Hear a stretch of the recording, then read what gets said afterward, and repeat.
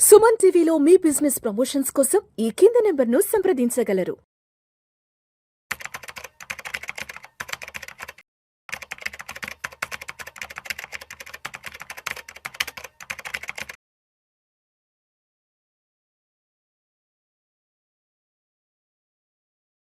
గిరిబాబు గారు నమస్తే సార్. నమస్తే అండి. గిరిబాబు గారు ఒక 2 సంవత్సరాలకు ముందు మార్కెట్లో ఆల్ టైమ్ హైలో ఉంది.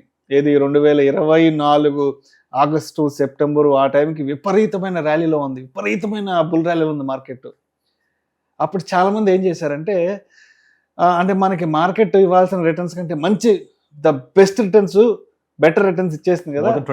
పోస్ట్ కోవిడ్ ర్యాలీ ఏది 21-22లో పెట్టిన అందరికీ కూడా 24 జూలై ఆగస్ట్ సెప్టెంబర్ అప్పటికి మంచి డబ్బులు వచ్చాయి. చాలామంది ఏం చేశారంటే అప్పుడు సరే మనకి మార్కెట్ మంచి రిటర్న్స్ ఇచ్చింది కదా అని చెప్పేసి ఆ డబ్బులన్నీ తీసేసి చాలామంది రియల్ ఎస్టేట్లో ఎంటర్ అయిపోయారు. ఇది 2 ఏళ్ల క్రితం. సరే ఈ మధ్యలో 2025 జనవరిలో మన ట్రంప్ గారు రెండవసారి అధికార పగ్గాలు చేపట్టారు. ఇంకా ఆయన వచ్చిన దగ్గర నుంచి ప్రపంచవ్యాప్తంగా ఎన్నెన్ని అరాచకాలు చేయాలో అన్ని అరాచకాలు చేసి పెట్టి మొత్తానికి ప్రపంచ ఆర్థిక వ్యవస్థనే సందిగ్ధంలో పడేశాడు, అనిశ్చితులు నెట్టేశాడు. తద్వారా జాబ్ లే ఆఫ్లు అవ్వడము, రకరకాల ఇబ్బందులు, ఎవ్రీ మంత్ ఏదో ఒక దేశం మీద నేను యుద్ధం చేస్తానంటూ ఆయన చేసే ప్రకటనలతో మన ఇండియన్ ఎకానమీలో కూడా కొంత మన ఇబ్బంది చూసాం కదా.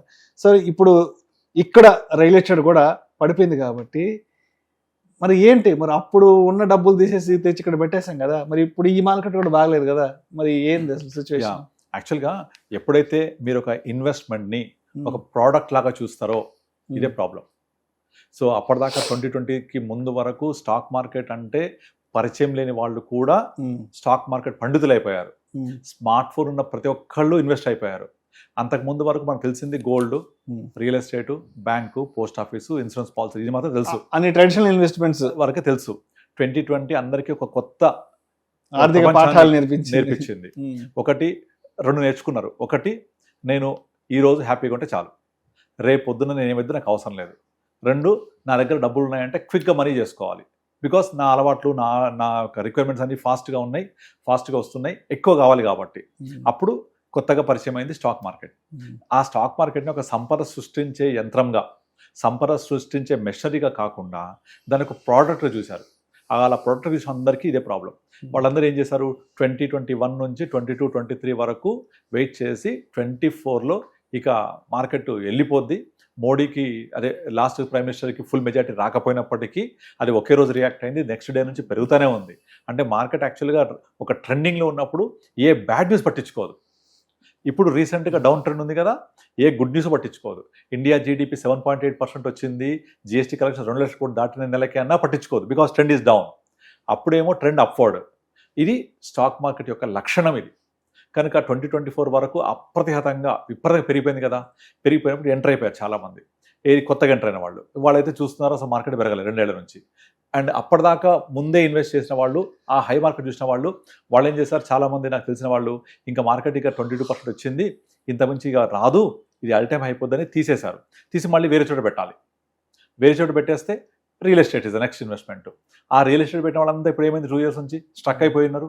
అట్లీస్ట్ మార్కెట్లో అయినా ఫ్లాట్గా ఉన్న కిందికి వచ్చిన అవసరం ఉంటే ఇట్లా బటన్ కొడితే డబ్బులు వస్తాయి, ప్లస్ మైనస్. 24కి ముందు 23లో ఇన్వెస్ట్ చేసిన వాళ్ళు, 22 ఇన్వెస్ట్ చేసిన వాళ్ళు స్టిల్ టుడే మా ఇన్వెస్టర్స్ అందరికీ 10-12% రిటర్న్స్ ఉన్నాయి. 22-23 పెట్టిన వాళ్ళకి ఈ రోజు కూడా. కానీ 24 నుంచి ఎంటర్ అయిన వాళ్ళకే నెగిటివ్ రిటర్న్స్ ఉన్నాయి, 24 మిడ్ నుంచి ఎంటర్ అయిన వాళ్ళకు.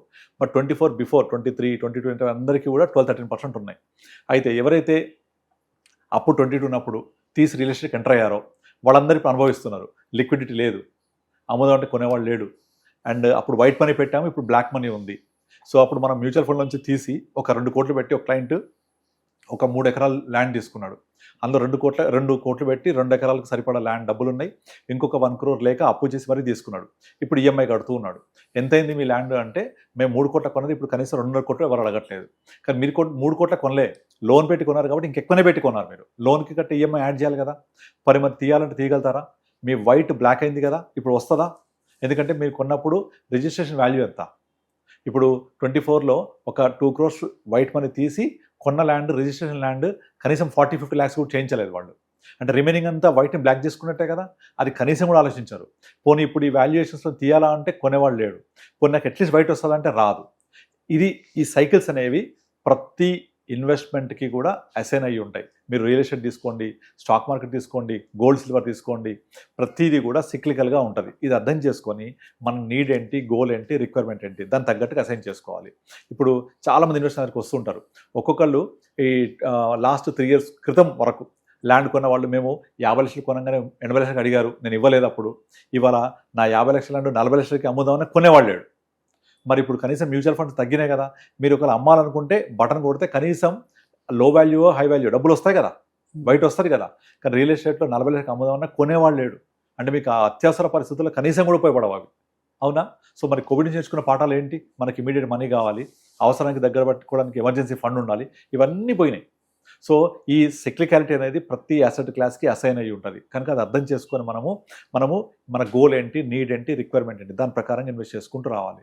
కనుక మార్కెట్ పెరిగింది కదా ఇంకా పెరగదు అని అప్పుడు తీయడం తప్పు, ఇప్పుడు పడింది కదా ఇంకా పడిపోద్ది అని పెట్టకపోవడం కూడా తప్పు. ఇప్పుడు హ్యాపీగా ఇన్వెస్ట్ చేసుకుంటే నెక్స్ట్ 2 to 3 years మీరు ఊహించినంత రిటర్న్ చూస్తారు మీరు. ఎందుకంటే మార్కెట్ ఎప్పుడైతే 2 years కంటిన్యూగా ఫాలో అవుతుందో సబ్సిక్వెంట్ 3 years చాలా పెరుగుద్ది కూడా. కనుక తగ్గినప్పుడు ఇప్పుడు ఇది కొనుక్కోవాలి, పెరిగినప్పుడు అక్కడ అర్థం చేసుకుని బయటకు రావాలి. అంటే ఇవన్నీ కూడా ఎట్లా చేయాలి, మన గోల్ ఏంటి. ఇప్పుడు నేను కనుక మా అమ్మాయి కోసమో పెళ్లి కోసమో, మా అబ్బాయి పెళ్లి చదువు కోసమో ఒక ల్యాండ్ కొన్నాను అనుకోండి, వెయిట్ చేయండి దానికోసం, తప్పదు. కానీ మీరు అప్పుడు అమ్మాలనుకున్నప్పుడు మీకు బయ్యర్ దొరుకుతాడా? కష్టం. కనుక ముందు నుంచే ఒక 1 year 2 years తర్వాత డబ్బులు అవసరమైతే ముందు నుంచే దాన్ని లిక్విడ్ చేయడానికి ట్రై చేయండి. అట్లీస్ట్ ఒక 1 year ముందే మనం మార్కెట్లో పెడితే ల్యాండ్ పోయిందనుకోండి, డబ్బుల్ని ఎక్కడైనా సేవ్ చేసుకొని అవసరం వాడుకోవచ్చు. అలాగే మ్యూచువల్ ఫండ్స్ కూడా అంతే. మీరు ఒక 6 months ముందే మీ టార్గెట్ ఉంది అంటే, గోల్ ఉంది అంటే దాన్ని లిక్విడేట్ చేసుకొని డెట్ ఫండ్లో పార్క్ చేసుకొని అవసరం వాడుకోవచ్చు. ఇట్లా మనం ప్లాన్ చేసుకుంటూ వెళ్ళాలి. అంతేగాని పెరిగింది కదా ఇంకా పెరగదని, కానీ తగ్గిపోతే ఇంకా తగ్గిపోద్దని, పడిపోతే ఇంకా పడిపోద్దని ఒక ప్రోడక్ట్ లాగా చూస్తుంటారు దీన్ని. No, this is a solution. It's a divine solution. ఒక opportunity, God given opportunity for investments. Right sir. Thank you sir. Thank you so much Giribabu గారు.